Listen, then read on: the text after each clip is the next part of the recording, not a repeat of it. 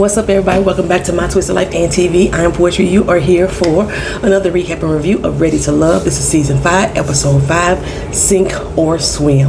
I want to apologize for yesterday's video. I recorded it late at night. I didn't have my lights, so therefore it was dark as I don't know what. Actually, I had my ring light, but it wasn't in the position where it's supposed to be. Like right now, my ring light is behind my camera, so it looks better. I haven't hooked up my studio lights yet, but we're gonna work with this. You may hear the dog and the cat running through the house. They like to chase each other. We have laminate floors. You hear the click, click, click, click, clacking all through the video. I'm not editing none of that out, okay? You get's life, My Twisted Life. All right, so let's get into it. This week is the ladies' week. We get to eliminate a gentleman, and I am hoping that it is Corey. I really am hoping that Corey goes. From the beginning, just from his casting special up until now, I already figured that he was a fuckboy.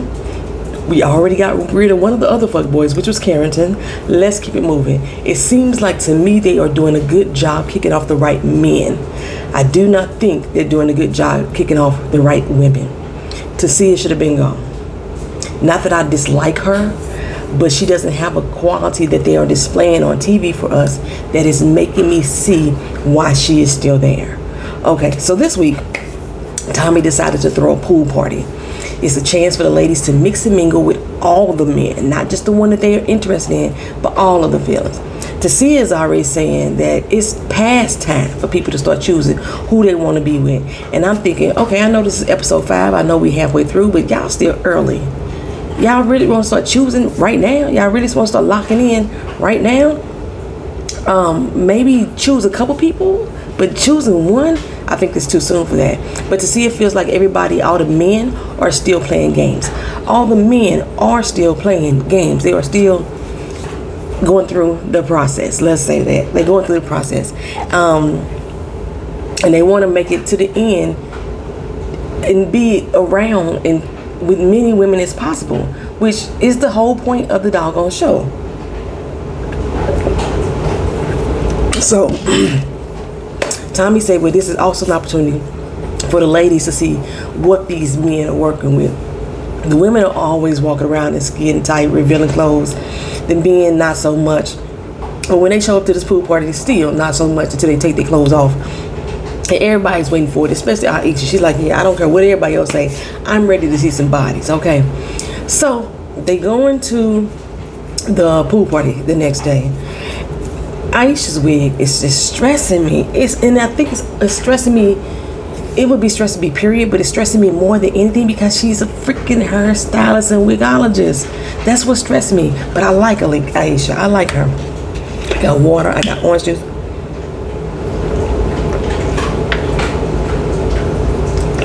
Told you I got caught in the rain, and I'm trying to make sure I come back. I'm getting cold. This is all orange juice right there. This is water. Okay, I don't think anybody in this group of women plan on getting their hair wet. I don't think so at all. Nobody's gonna really dive into the water and really have some fun like we saw Denise do last year. Then Denise jumped in the water. I think she went skinny dipping, didn't she? Something like that. Anyway, the day of the pool party, the men seem to have arrived pretty early. They all geeked up at the ladies walking in, making their entrance. And I thought that the ladies looked really nice in their different swimsuits. Bodies look good. But this cast has a body banging cast. Oh gosh. Something in my eye. They have a body banging cast this year. And they all showing off they goods. I want to say that a couple of them got their swimsuits from Sabrina's line. If you go on their Instagrams, you see most of the girls, all the pictures that they were taking. Most of these pictures are taken by Zadia, and most of the outfits are from somebody else's clothing lines. If nothing else, these ladies have networked. To me, it seems like Tasia is like over it. Like she's really over it. She already think all the men playing games. I just really want to know who she is vibing with so I can get a better judgment, a better gauge of who she is. Right now, I think she's, well, she considers herself a trophy wife, but I don't think that she is there for the other person. Like I said, I think she's in that stage of life where she was like, oh, look at me, look what I got. And I need whoever is attached to me to keep giving me, or keep lifting up, or keep stroking my ego for what I got as well, telling me how good of a person I was. That's why she wants to be a trophy wife. She wants to be set up on a pedestal and made to be shiny and pretty. Okay. Anyway, Corey says Mumin is the first person that he connected with. However, he has his eye on Courtney. He really likes her. And anybody that shows Corey a time of day, I think, is who he has his eye on, personally. Okay. But since he's feeling Courtney a little bit more than he's feeling Mumin, he said he wanted to do something special for her. Now, it's not that he's not going to do something special for me. He'll give her her day too when it starts time to shine.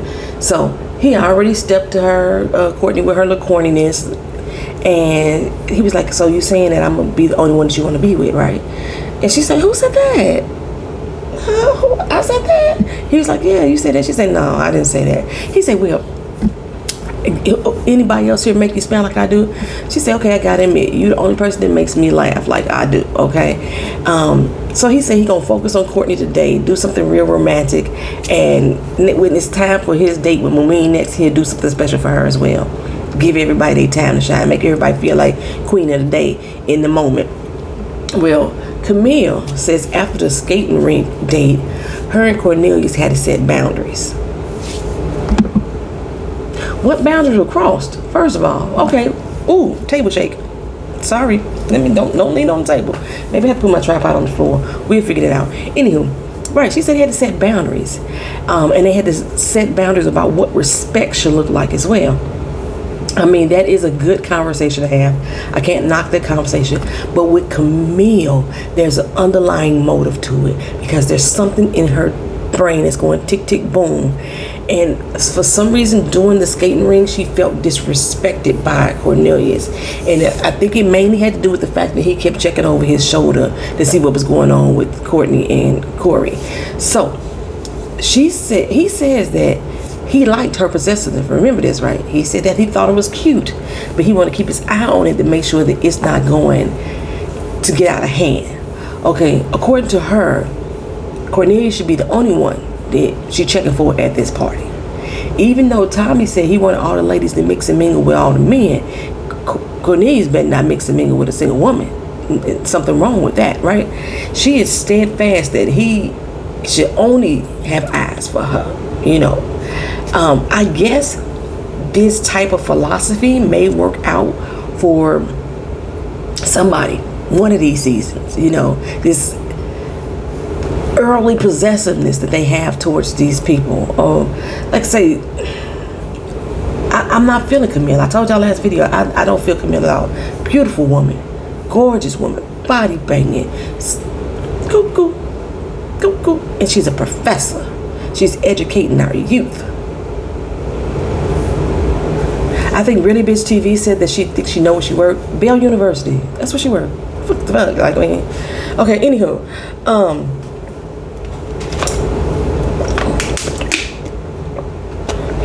So Courtney is walking around the pool party, and she's finding these random notes stuck to her things, on her cell phone case, on her wrap, wherever she's been, that she finds a note. And those are basically confessing their admiration, their crush for her, their desire for her. And she's like really impressed and like really confused, like, who is this? Who left this? What, you know what I'm saying? Now, Corey, he think he's all in. But Corey, she don't even have a single thought in her head that it could be you. Like, that was probably one of my first thoughts, because that's the one I'm making seemingly a strong connection. Corey thinks the strongest connection. So why would she not think it's you? She didn't even, it took Walter to say, I bet you it's Corey. It seemed like something that he would do. And she was like, really? I hope that it is, because she likes his charm. So she really is like, you know, thinks that, you know, he working his way into her heart. She likes this type of stuff. She likes to be shown appreciation, okay? Now, Tyrone.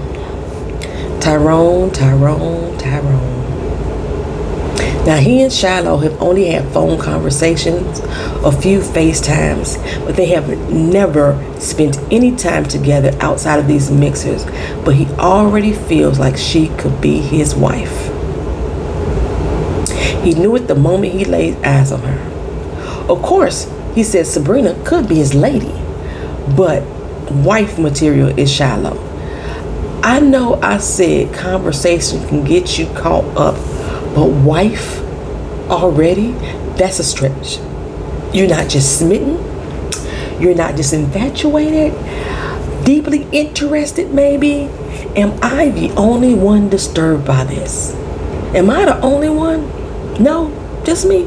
Okay, because y'all reading down in my comment sections and reading the comments of other people's channel, reading Twitter, a lot of y'all are checking for Tyrone. I am not. I already peeped Tommy's angle. Like I said in the last video, he brought us another wounded vet to melt our hearts. You know what I'm saying? It's Veterans Day coming up Thursday. He wants us to melt our hearts and be considerate of the fact that he has PTSD.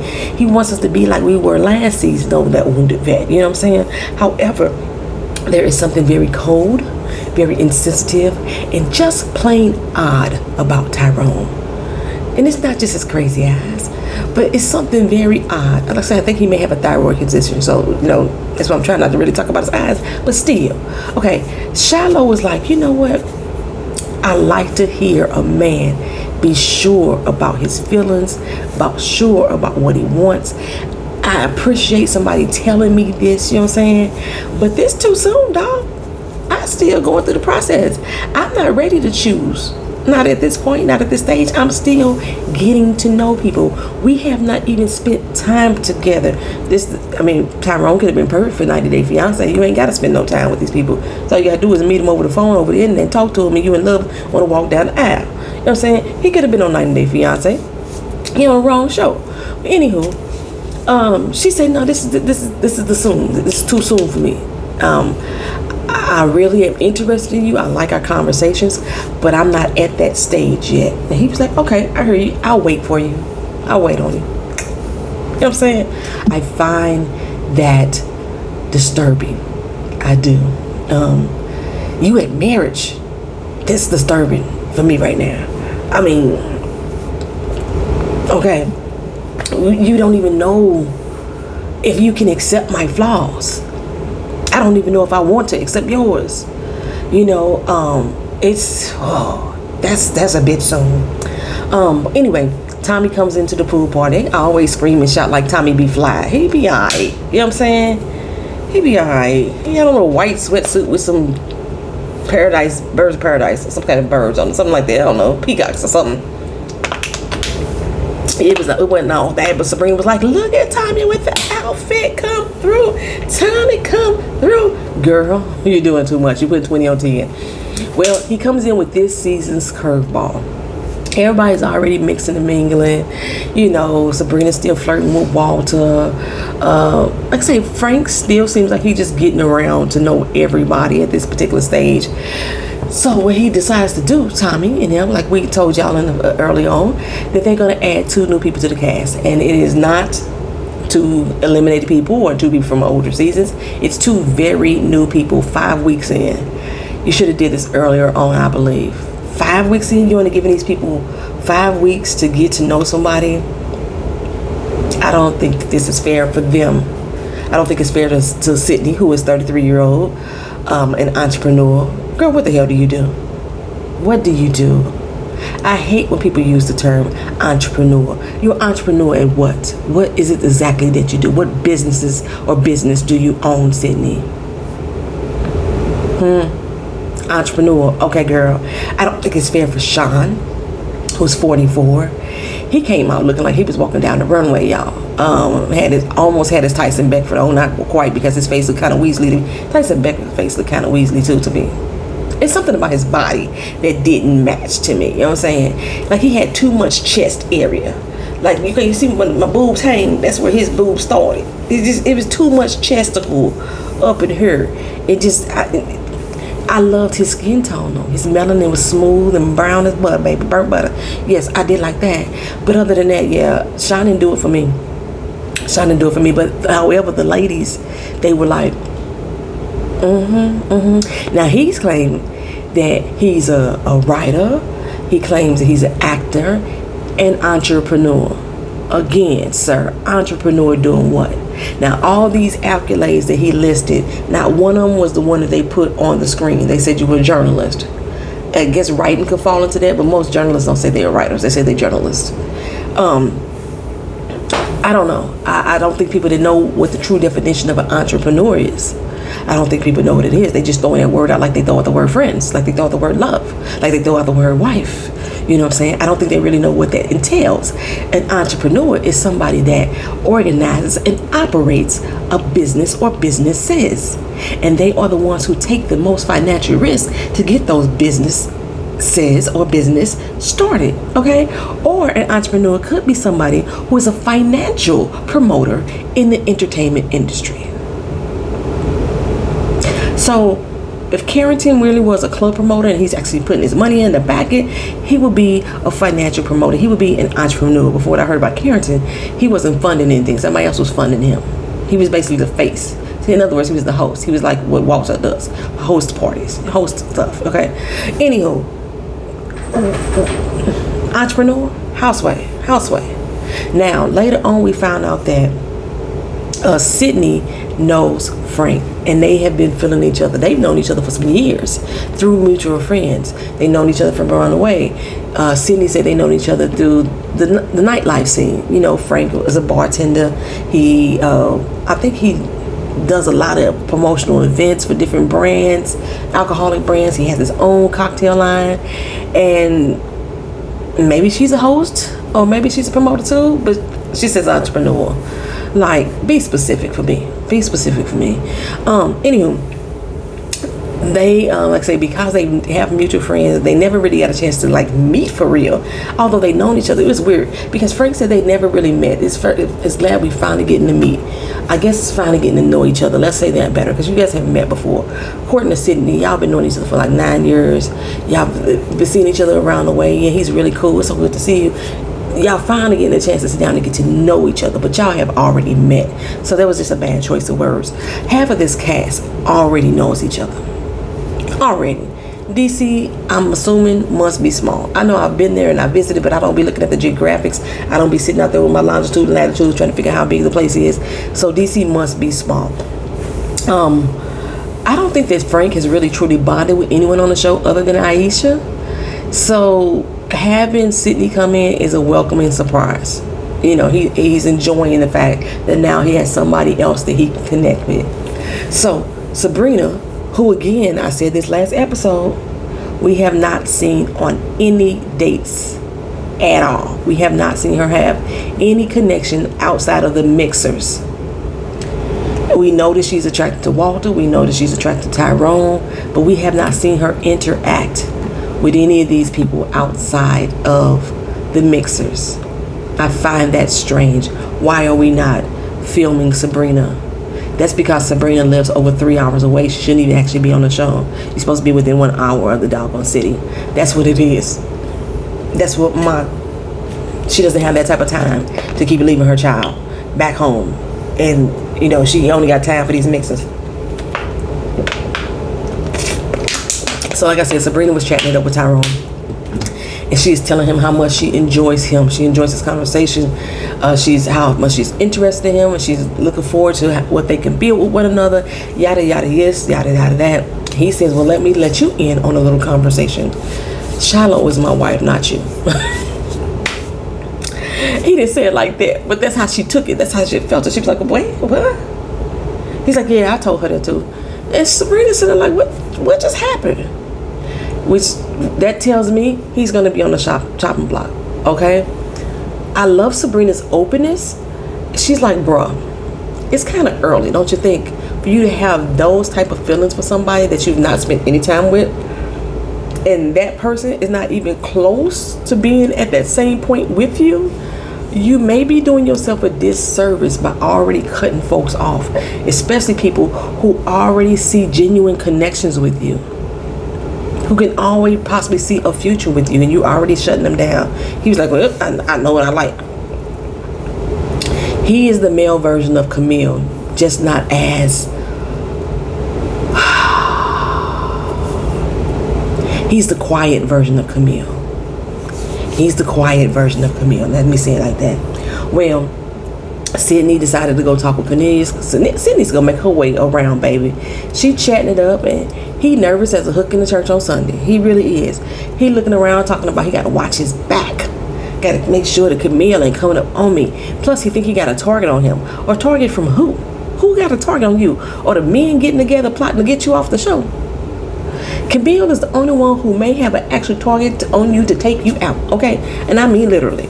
She is ready to pop off on Sydney already. First, she like, I don't want him no more. I don't want him no more. He not my boyfriend no more. She said, my boyfriend is over there talking to another girl. Girl, Cornelius is not your boyfriend. He is not your boyfriend. Y'all probably don't even know each other's last name at this point. Moeen had to tell her to chill the heck out. Calm down. Stop acting all erratic and everything. And don't try to confront Sydney. What the heck is that about? Okay? I missed something, right? But anyway, yeah, no man Pam. Let's not do this right now. Camille is psychotic. She is borderline fatal attraction, okay?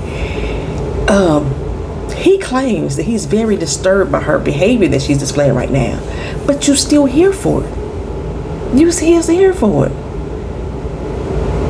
You know what I'm saying? She over here checking you about you talking to Courtney or Sydney, and you still sitting here listening to it. You still entertaining it. She called you a dumb ass country bumpkin, and you still sitting there like, okay, wow. Oh, something just happened. Hold on. I'm about to go home. You got a ghost or something? All of a sudden, videos just started playing on my doggone Mac. I'm like, what the hell? Okay, anywho. So, it might have been Camille. She might be attacking my doggone spirits and stuff like that. You know, like, that call her. She's a big red flag. Camille is a big waving red. Matter of fact, she ain't waving. She has got this red flag. She's wrapped it around Cornelius's body, swaddled him in tight like he a butterfly in a doggone cocoon. She enters because he had a conversation with Sydney.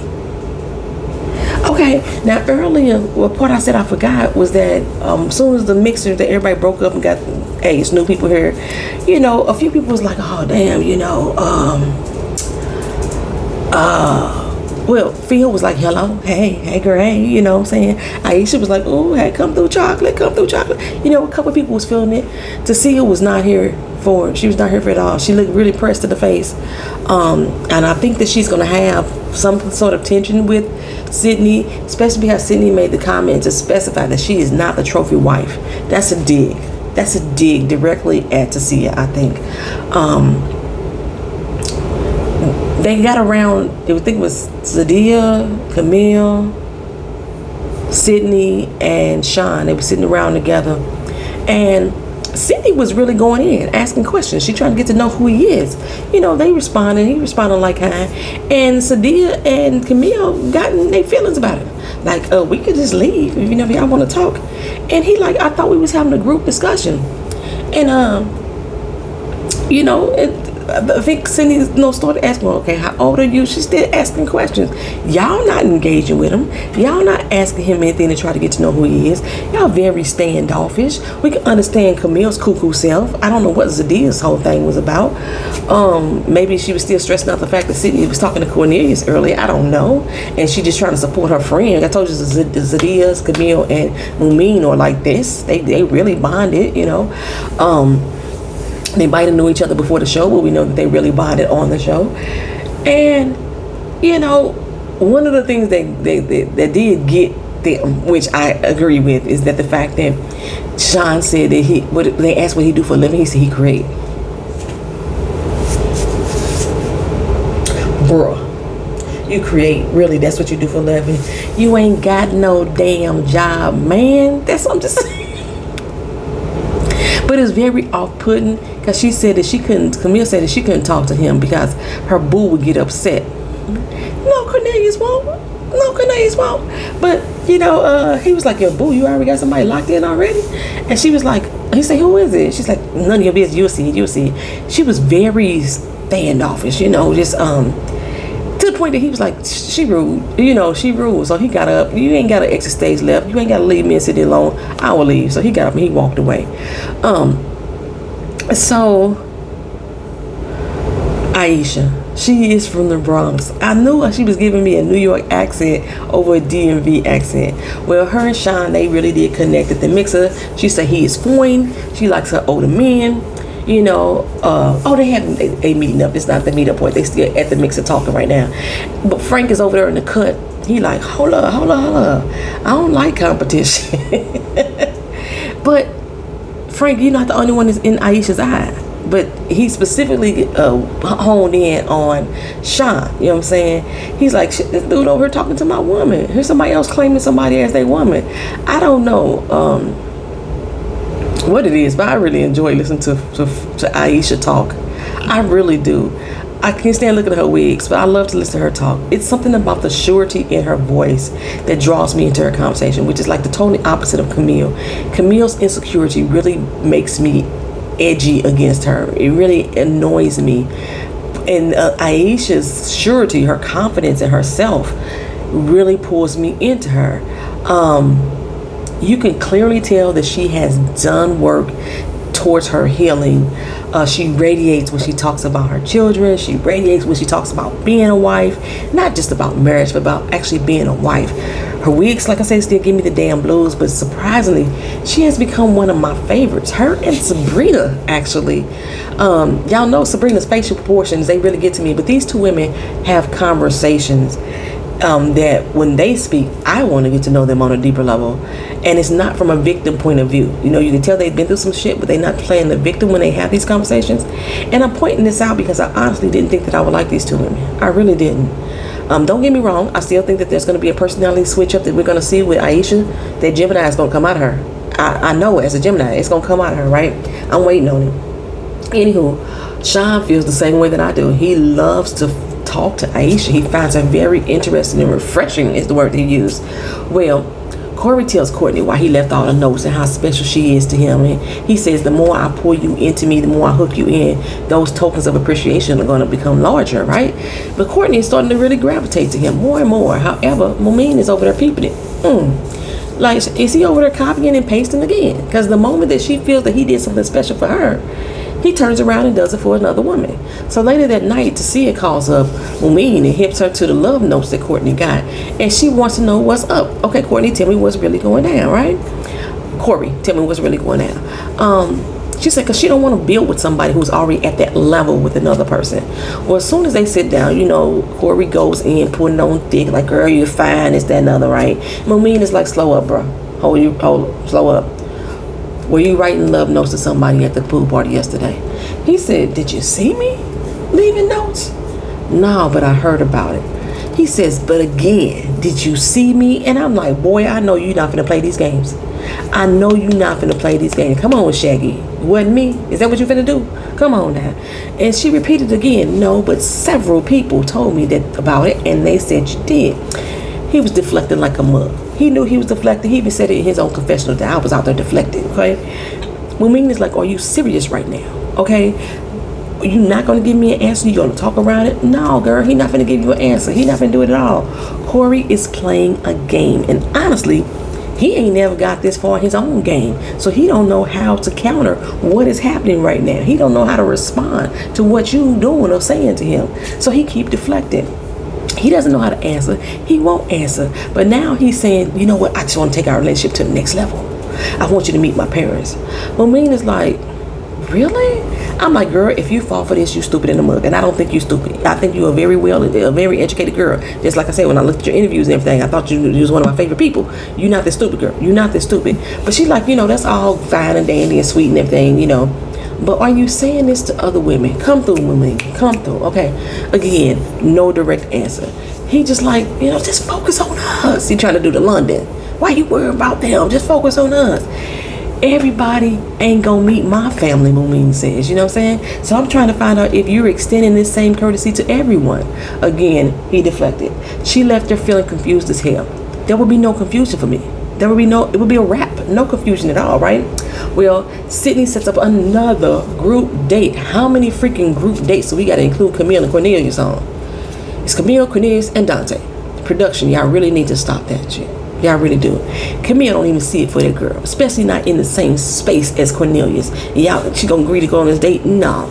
But Dante is enthralled with the way Sydney looks, so he wants to get to know her a little better. She's intrigued by how he's so grounded spiritually. Camille, she offers Cornelius an apology about how she made him feel yesterday. He took her apology as genuine. I say it BS. I say it ain't over. I think that Whammy just probably called her up that night, talked to her and said, girl, you gotta stop acting like that or you're gonna lose your man. And she's like, for real, you think I'm gonna lose him? Yes, you are. And so she decided to give him an apology. That's all I think that was about. That's all I think that was about. Now, I had high hopes for Sean and Aisha, but their conversation left me a little sad, right? They had seemed to gel, but Sean has never been married. No children, and he's not sure at 44 if he can be happy without a child of his own. Aisha, she really feeling him too, but she is cautious to be with a guy who's never been married or doesn't have children, because she don't know if her children will be enough for him. You know what I'm saying? She's hoping that somebody will accept her and her children as they are, and that part can fulfill her happiness.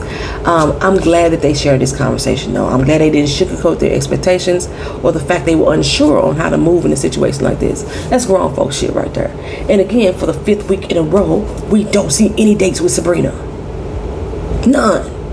I think Corey and Tyrone, they in the bottom. Maybe Corey and Sean as well, because everybody is still locked in kind of, and they haven't given Sean a chance really. But Corey should go. He should go. Shiloh says she's connected to Phil. They at the meet, the Ponderosa down. She's connected to Phil and Tyrone. Sydney says she's connected to Dante and Frank. Tasia says Phil. Courtney says Corey and Cornelius. And then Courtney brings the receipts for the little admiration notes. Mamine is like, okay, now I get the truth. So Mamine is like, you know what? I think every woman deserves what you're getting, what he's provided to you. However, he tells me that I'm his number one, that I'm his main woman. Courtney's like, oh, hell no. She started ripping up the little notes, okay? Mamine started telling her about his deflection when she confronted him about the notes.